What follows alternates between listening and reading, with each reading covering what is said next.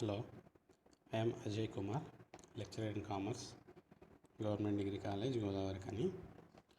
So, income tax, heads of income. First one is income from salary. This PPT is heads of income. First, income from salary. Second, income from house property and profits, gains, business and profession. And income from capital gains, income from other sources. This salary means basic plus DA, commission, allowances and perquisites taxable to employee, and fringe benefit tax taxable to employer, applicable to companies.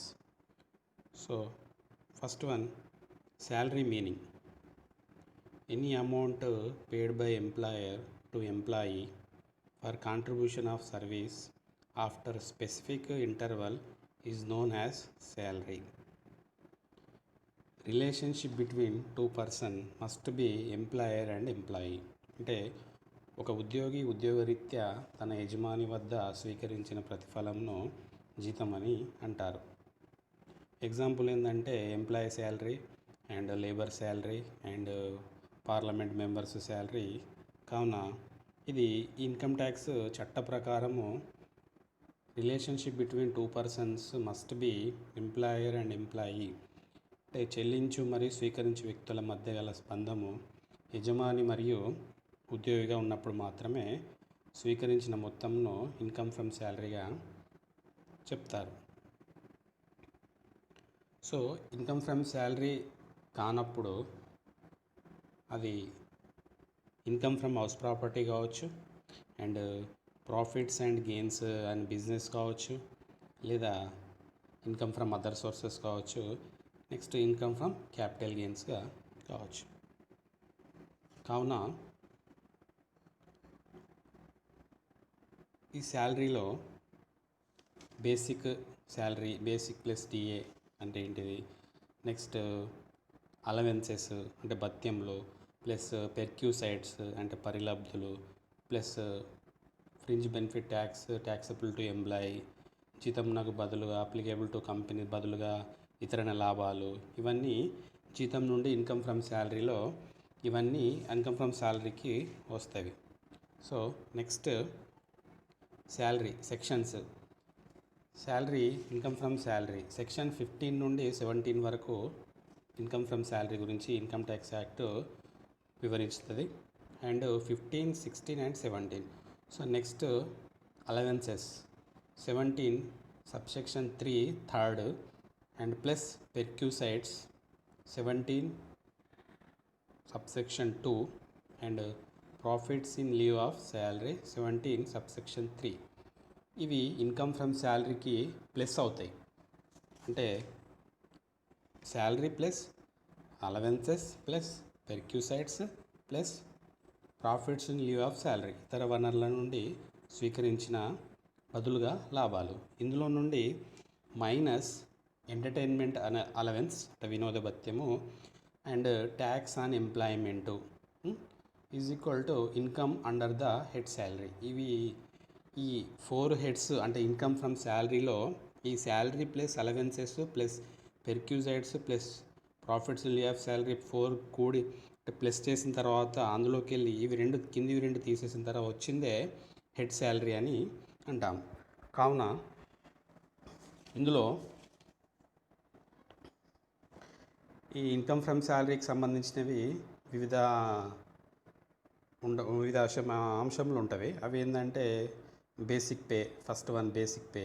అంటే ఒక employee ఉద్యోగంలో చేరినప్పుడు అతనికి basic pay ఎంత salary అనేది ఉత్పన్నమవుతుంది. So దాంతోపాటు wages, దాంతోపాటు bonus, దాంతోపాటు కమిషను, ఇవన్నీ జీతం ఫ్రమ్ ఇన్కమ్ ఫ్రమ్ శాలరీలో ఉంటాయి.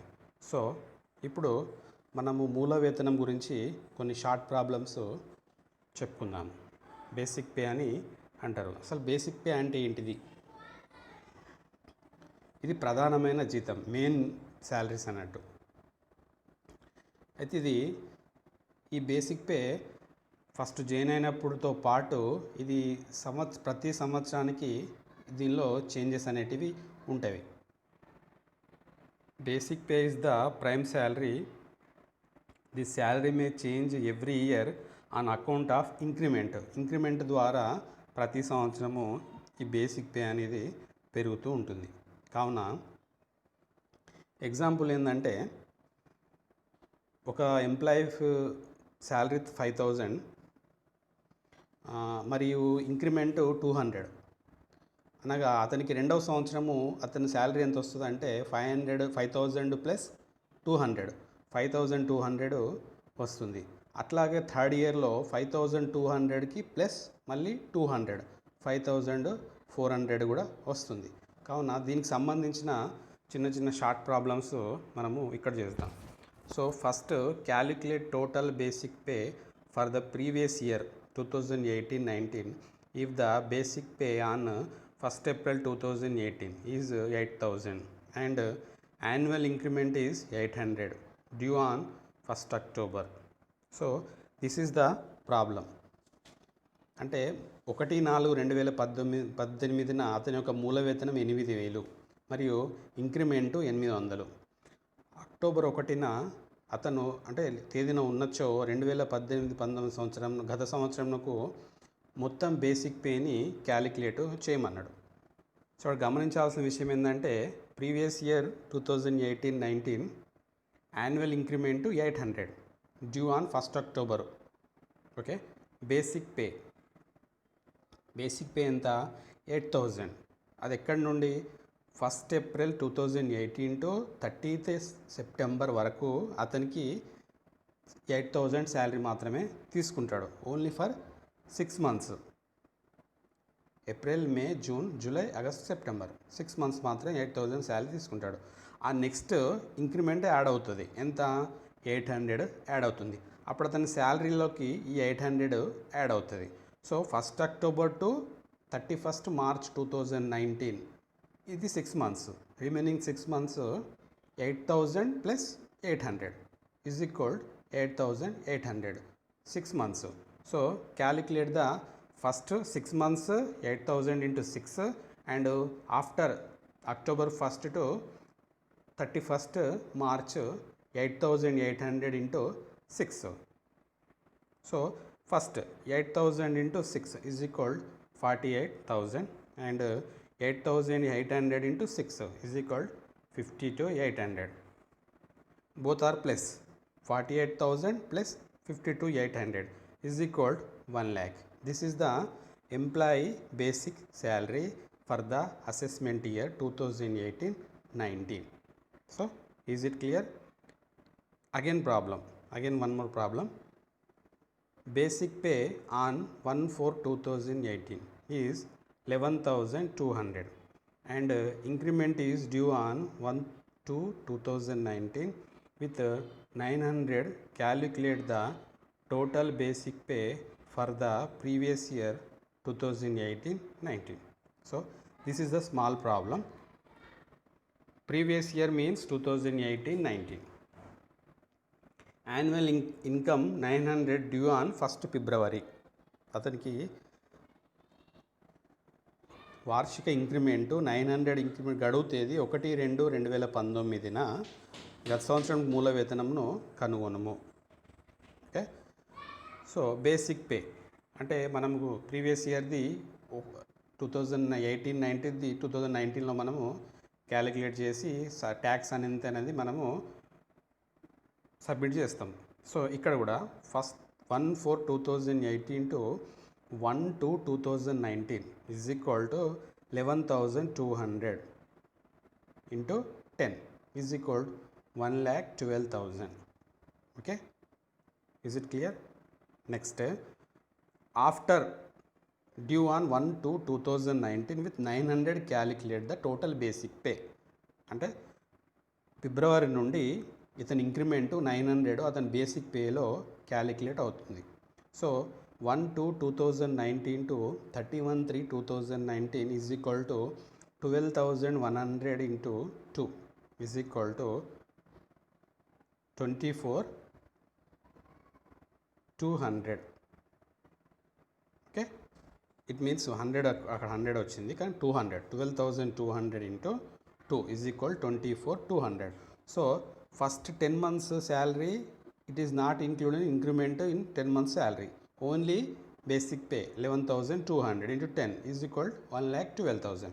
So next 2 months added 900, so 900, so 12,200 into 2, 24,200. So total basic pay is equal to 1,36,200. Okay, and this is the differences between first problem and second problem. First problem 6 months only basic pay we are calculate, and remaining 6 months added increment 800. So first 6 months is amount is different to second 6 months. So total 1 lakh. And second problem, due on 900 calculate the basic pay 1/4/2018 to 1/2/2019, 10 months 11,200 into 10, 1,12,000. And next 12,100 into 2 months is equal to 24,200. So this is the 11,200 plus 900 plus చేసి, అంటే అప్పటి వరకు first 10 months 11,200కి 900 plus చేయలేదు. Next 2 monthsకి 11,200కి plus 900 plus చేస్తే 12,100 అని వస్తుంది. So into 2 is equal to 24,200. So total basic pay 1,36,200. And one more problem. Sri T.K. Devender 1/8/2000 join as accounts officer in a limited company. On 1/8/2013 in the scale of 12,400 dash 500 dash 14,900 dash 800 dash 17,000. Difference between previous two problems. So the next method. After completing 3 years of service, he was granted one extra increment, calculated the total basic pay for the previous year 2018-19. Okay, so let us start a problem. Previous year 2018-19. Okay, గత సంవత్సరం 2018-19 ఎప్పుడు join అయ్యింది ఇతను? 1/8/2013లో join అయ్యాడు. Okay, అంటే previous year 1/4/2018 to 31/3/2019 ఇది previous year. దీనిని calculate చేస్తాం, దీనిలో వచ్చిన ఇన్కమ్ని క్యాలిక్యులేట్ చేస్తాం. సో అతను ఎప్పుడు జాయిన్ అయ్యాడు? 1/8/2013లో జాయిన్ అయ్యాడు. Okay, pay scale 12,400 dash 500 dash 14,900 dash 700 dash 17,000. అంటే సంవత్సరానికి ఇతనికి 500 ఇంక్రిమెంట్ అతని బేసిక్ పేలో యాడ్ అవుతూ ఉంటాయి. సో ఆఫ్టర్ కంప్లీటింగ్ 3 years, అంటే 3 సంవత్సరాల తర్వాత of service, one extra increment is granted service period. అంటే ఆల్రెడీ వస్తున్న ఇంక్రిమెంట్తో పాటు వన్ ఎక్స్ట్రా ఇంక్రిమెంట్ కూడా అతనికి 3 years తర్వాత అతని బేసిక్ పేలో యాడ్ అవుతూ ఉన్నాయి. So service period and basic pay 13 నుండి మనకు ఇక్కడ ప్రాబ్లం చేయాలి. 1/8/2013 అంటే జాయినింగ్ డేట్ నుండి 12 months. 1/8/2013 టు 31/7/2014, 12,400 అతని యొక్క scale. Next 1/8/2014 to 31/7/2015, 12,400 plus 500 increment, so 12,900. Next 2013-14 అయిపోయినాయి. సో 14-15 రెండు అయిపోయినాయి. 1/8/2015 టు 31/7/2016, 12,900 ప్లస్ 500 ఎంత? 13,400. ఓకే, 500 యాడ్ అవుతున్నాయి. Next 2015 18/2016 to 31/7/2017. 13,400కు ప్లస్ 500 ఆఫ్టర్ 3 ఇయర్స్ అంటే 14, 15, 16 500 ఇంక్రిమెంట్ ఈజ్ గ్రాంటెడ్ అన్నాడు. 3 ఇయర్స్ తర్వాత 1 ఎక్స్ట్రా ఇంక్రిమెంట్. యాక్చువల్ ఇంక్రిమెంట్ ఎంత వస్తుంది అతనికి? 500 వస్తుంది. 3 ఇయర్స్ తర్వాత after completing 3 years is 1 extra increment. So ఇక్కడ మనము లెక్కలో 13,400కు ప్లస్ వస్తున్న ఇంక్రిమెంట్ ప్లస్ ఎక్స్ట్రా అమౌంట్ కూడా యాడ్ చేయాలి. టోటల్ ఎంత? 14,400. And continue. Service period basic pay 1/8/2017 to 31/7/2018. So 14,400 last. Okay, 14,400 plus 500. ఇక్కడ మళ్ళీ 500 ప్లస్ 500 ఉండదు, ఓన్లీ 1 ఇయర్కి మాత్రమే. అది ఆల్రెడీ 500 అందులో యాడ్ అయిపోయినాయి. 500తో ప్లస్ ఈ ఇంక్రిమెంట్ 500 కూడా యాడ్ అయిపోయి 14,900 వచ్చింది. 14,400 plus 14,500 is equal 14,900. Next 1/8/2018 to 31/7/2019. 14,900 plus 800 is equal 15,700. Okay, మనకు ఎక్కడ వరకు చేయమన్నాడు? 2018-19 వరకు అతని యొక్క బేసిక్ పేని క్యాలిక్యులేట్ చేయమన్నాడు. సో మనకి ఇక్కడ previous year 1/4/2018, present year previous year. మనము క్యాలిక్యులేటివ్ ట్యాక్స్ అనేది ప్రీవియస్ ఇయర్దే చేస్తాం కాబట్టి 1/4/2018 to 31/3/2019. This is the 12 months year. So ఇక్కడ 1/4/2018 to 31/7/2018. ఇక్కడ ప్రీవియస్ 2018 14,900 ఒకటి ఉంది. మళ్ళీ ఇక్కడ ఇచ్చింది 1/4/2018 to 31/7/2018లో ఇక్కడ పైన ఏమున్నాయి? ఇక్కడ 1/8/2017 to 31/7/2018. ఇందులో 14,900 ఇందులో ఇంక్లూడ్ అన్నట్టు. కాబట్టి అది ఎన్ని మంత్స్కి? 4 నుంచి 7, 4, 5, 6, 7 4 months. కాబట్టి 4 months ఎంత? 14,900 తీసుకున్నాడు into 4, 59,600. Next again 1/8/2018 to 31/3/2019. 4 months already completed. Amount 14,900 into 4 is equal 59,600. And remaining 8 months amount differences 15,700 into 8. ఇక్కడ 8/2018 to 31/7/2019 అన్నాడు కాబట్టి 7 వరకు కాకుండా 3 వరకే తీసుకోవాలి. ఈ 5, 6, 7 అనేది నెక్స్ట్ 2021, 2019-20ది ఇంకా ట్యాక్స్ కట్టేటప్పుడు అది అక్కడికి వస్తుంది. సో ఇక్కడ 2031-3/2019 వరకే తీసుకోవాలి. 8 months 15,700 into 8 is equal to 1,25,600. Total basic pay ఎంత? 1,85,1200. Differences previous 2 problems. సో ఇది బేసిక్ పే ఇచ్చినప్పుడు ఇలా చేయాలి. ఎట్లా? 12,400-500, 14,900-800, 17,000 దాకా వచ్చే వరకు చేయాలి. So next one more problem. DV Rahul, short problem. DV Rahul as working as a junior scientific officer in the pay scale of 14,000 -875-17,500 -1,000 -25,500 -1,400 -33,000 since 1/9/2011. Okay, on 1st September 2016 he was promoted as the senior scientific officer by giving the additional increment in additional to normal increment. Calculate the basic pay for the year 2018-19. Okay, solution.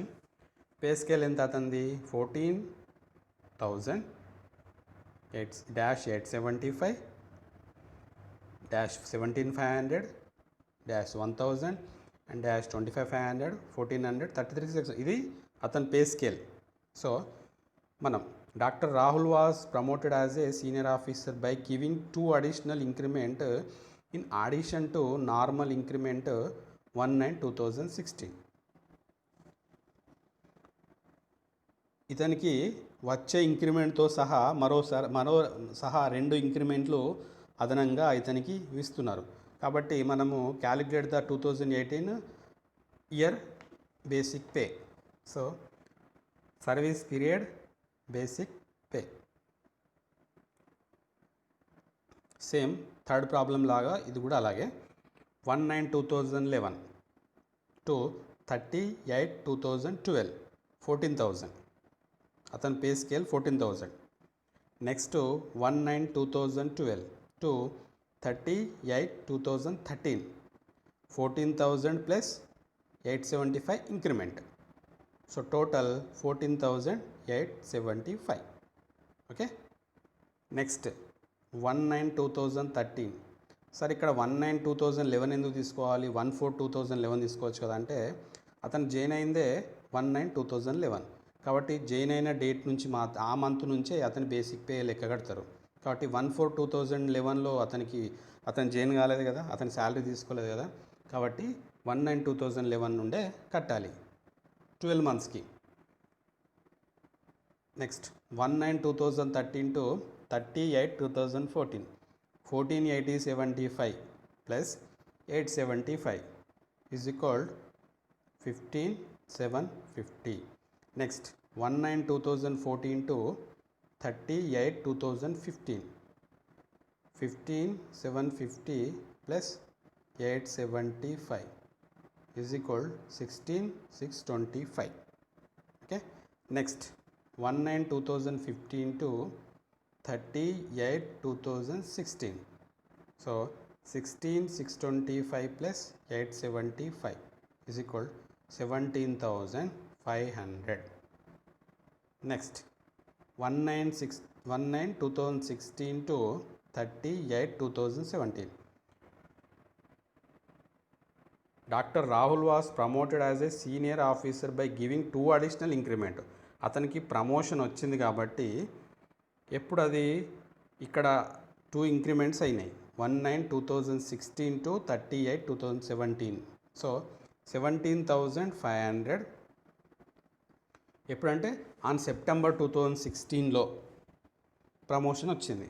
కాబట్టి అతనికి అదనంగా 2 additional increments వస్తున్నాయి. కాబట్టి వచ్చిన additional ఇంక్రిమెంట్తో పాటు అదనంగా 17,500 plus 1,000 plus 2 into increment ఎంత 1,000. 17,500 తర్వాత 1,000 కదా ఇంక్రిమెంట్, కాబట్టి 1,000 2,500. ఓకే. Next 1/9/2017 to 30/8/2018.